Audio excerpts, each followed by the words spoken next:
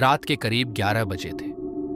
अमन अपनी ऑफिस की night shift खत्म करके बाइक से घर लौट रहा था। सड़क लगभग खाली थी, ठंडी हवा चल रही थी और बीच बीच में स्ट्रीट लाइट्स झपक रही थी। उसका रास्ता शहर के पुराने फ्लाईओवर से होकर जाता था।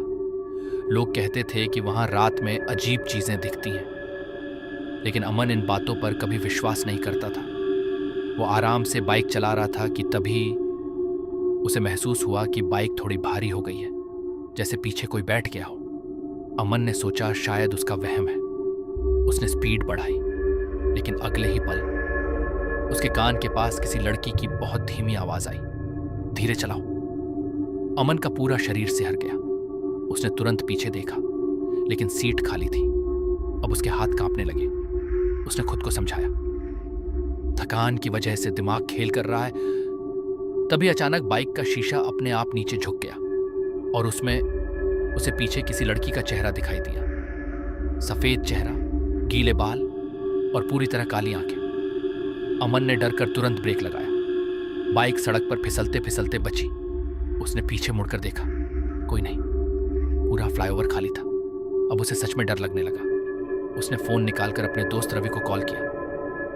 भाई, मुझे लग रहा है कोई मेरे पीछे है, अमन कांपती आवाज में बोला। रवि हंस पड़ा। रात में हॉरर वीडियो कम देखा कर। अमन कुछ बोलता, उससे पहले फोन पर अचानक दूसरी आवाज सुनाई दी, बहुत धीमी, बहुत ठंडी। उसे पीछे देखने मत दो। अमन का खून जम गया। हेलो, कौन?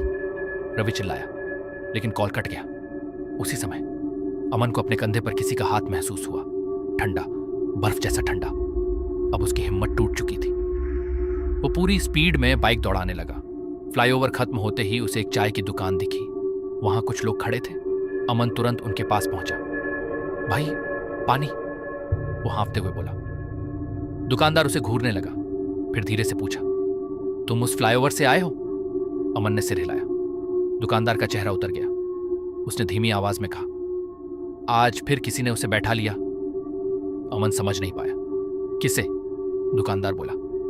3 साल पहले वहां एक लड़की का एक्सीडेंट हुआ था। जो भी रात में अकेला गुजरता है, वो उसकी बाइक पर बैठ जाती है। अमन के हाथ से पानी का गिलास गिर गया। तभी दुकानदार की नजर अमन की बाइक पर गई। उसका चेहरा डर से सफेद पड़ गया। भाई, पीछे मत देखना। अमन की सांस रुक गई। धीरे धीरे उसने बाइक के शीशे की तरफ देखा और इस बार वो लड़की सच में पीछे बैठी थी। उसका चेहरा अमन के बिल्कुल पास था और उसके होंठ धीरे धीरे हिले। अब मुझे घर छोड़ोगे ना?